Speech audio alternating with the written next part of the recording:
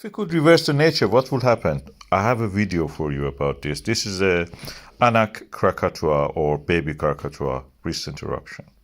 I've reversed it for you. Now I'll reverse it back. And I'll let it go back again. The next one is interesting. Fagradalsfjall volcano. Very gentle eruption, but I will speed it up. Reversed. All the lava is going back. Now it's boiling out again.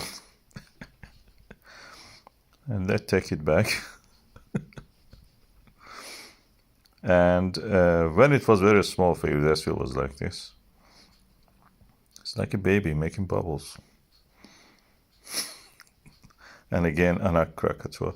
That's the most amazing, beautiful one. Indonesia. Yep, that was my little play with the volcanoes. Reverse eruption. If you like it, I will make more.